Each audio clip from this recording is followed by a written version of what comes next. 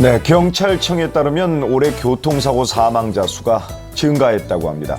지난 2000년부터 감소 추세를 보이다가 12년 만에 처음 증가했다고 하는데요. 나와 내 가족을 지킬 수 있는 방법, 안전의 블랙박스로 본 세상을 통해서 확인해 보시죠.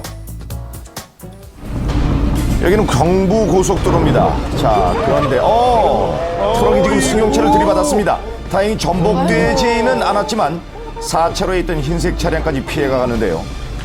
브레이크 익단 소리가 좀 안 났었거든요, 처음에.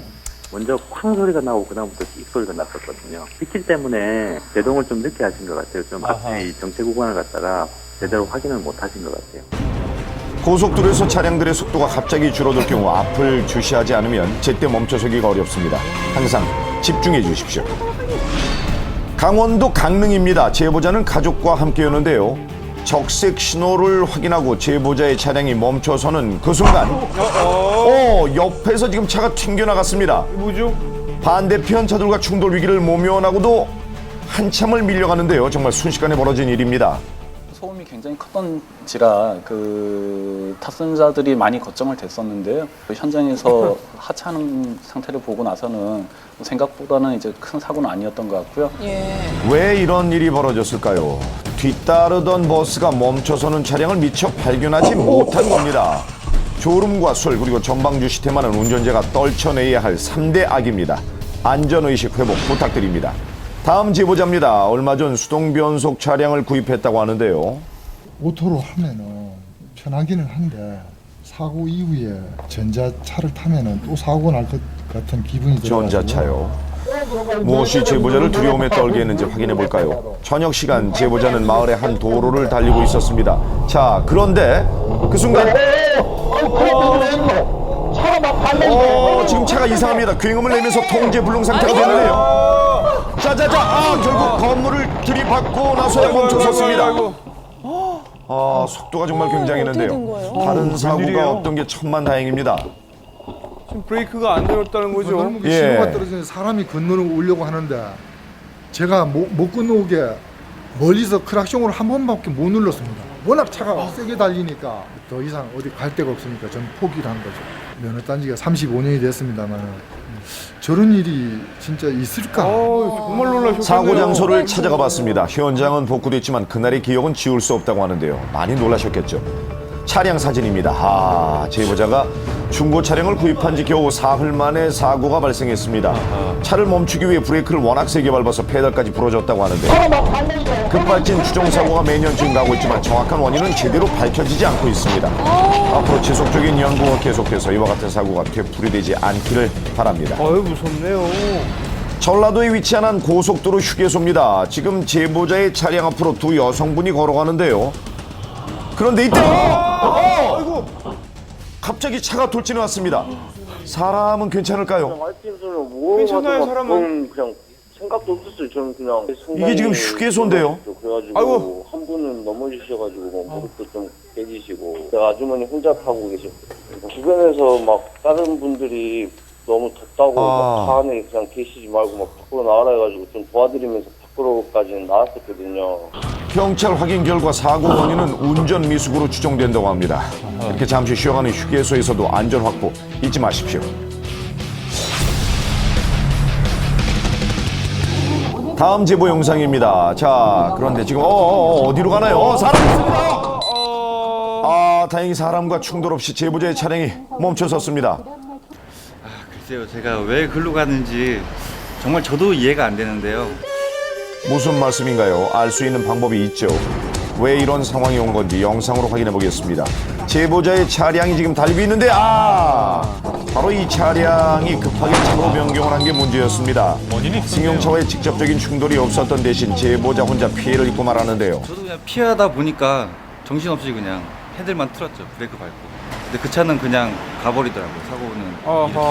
자, 당시 제보자의 차량 모습입니다. 추후 상대 운전자는 경찰 조사 후 비접촉 사고에 대한 과실이 인정됐다고 하네요. 도로는 혼자 달리는 곳이 아니죠. 자신의 진로를 다른 운전자에게 알리고 여유 있는 운전 부탁드립니다. 비접촉 사고 발생 시 책임감 있는 대처도 필수겠죠. 지금 제보자가 달리고 있는 곳은 영동고속도로입니다. 한눈에 보기에도 굉장히 많은 비가 내리고 있는데요. 자, 그런데 그 순간 차가 지금 미끄러지네요. 제보자의 차량이 큰 충격을 입고 말았습니다. 무사해야 할 텐데요. 지금 빗길 때문에 제보자를 그랬죠. 만난 곳은 병원입니다. 요추 일부가 골절돼 누워 있어야 하는 상태였습니다. 딱 도는 순간 아 이게 이거구나 이렇게 하면서 아무 생각이 없더라고요. 전복이 될 것 같아가지고 그래서 한 손으로 계속 이제 쏠리는 방향 쪽으로 핸들을 꺾었죠 같이. 차가 워낙 좀 오래된 상태에서 타이어도 교체를 이제 10월달에 교체할 예정이었거든요. 그냥 타이어를 바로 바꿨으면 어땠을까. 네, 경험은 최고의 스승이라고 하죠. 이제부터 마모된 타이어는 반드시 교체해 주시고 빗길에서는 20% 감속 운전도 절대 잊지 마십시오. 대구광역시입니다. 제보자의 차량 앞에 보이는 트럭을 주목해 주십시오. 방향지등을 켜고 우회전을 하는데요. 그런데 그대로 전복되면서 신호 대기 중인 승용차와 부딪히고 말았습니다. 운전자가 다쳤을까봐 걱정인데요. 그런데 잠시 후 조수석 문이 열리네요. 약간 허탈한 표정을 지었습니다. 조수석으로 빠져나오고 그 다음에 이제 그 조치를 취하려고 하는 것까지 보고 우회전할 때 예감은 들었었습니다. 그 우회전 돌 때 차가 휘청거리는 걸 느낌을 받았으니까요.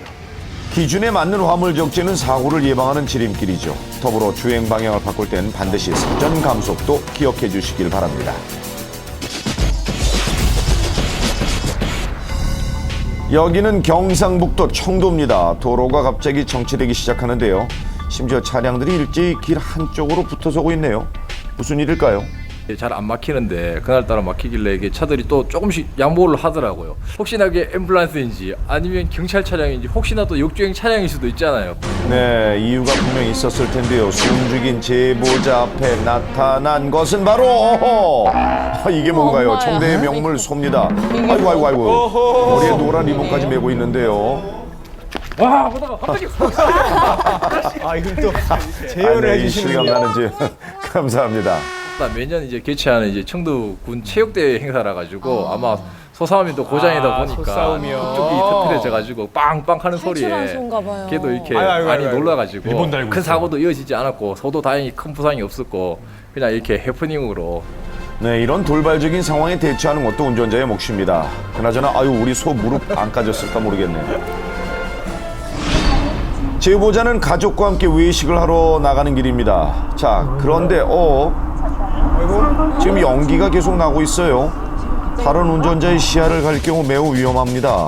제보자의 차량이 앞으로 나갔을 때 그 이름은 이미 연기로 뒤덮여 있었는데요. 자, 이 버스가 원인이었네요.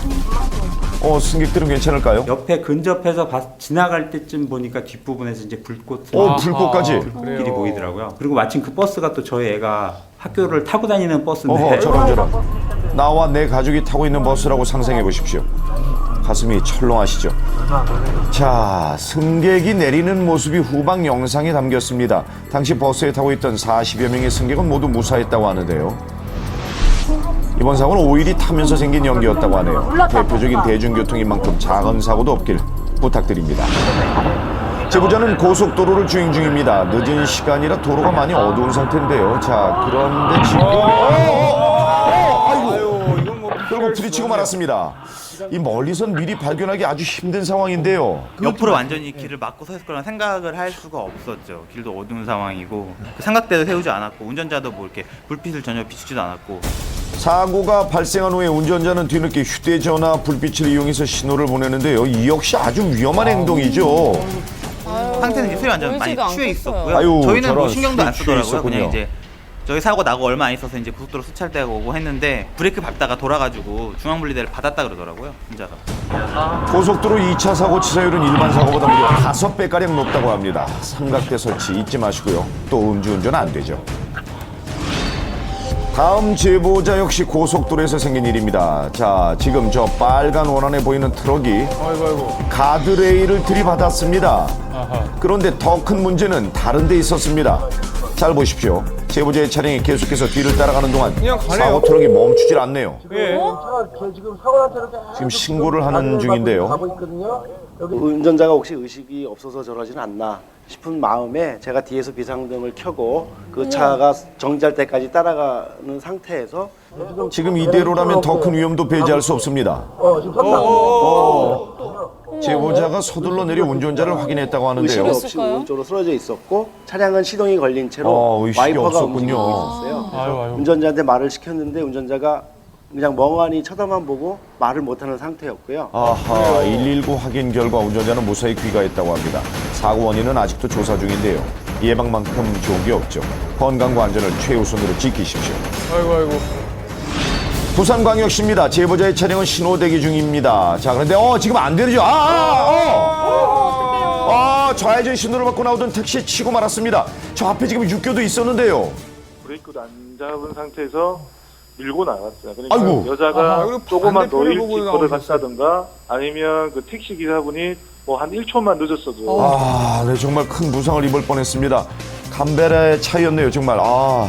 자기가 무단횡단했다는 그 죄의식 때문에 벌떡 일어나더라고요. 아유. 미안해가지고 제가 봤을 때는 그 여자분은 아마 자기 인생의 첫 번째 연을 사용하지 않았을까. 좀 더 일찍 가려는 욕심에 안전한 길을 두고 위험 속으로 뛰어드시겠습니까? 횡단보도나 육교 이용 부탁드립니다. 대전광역시입니다. 보행신호가 떨어지고 사람들이 지금 길을 건너는데요.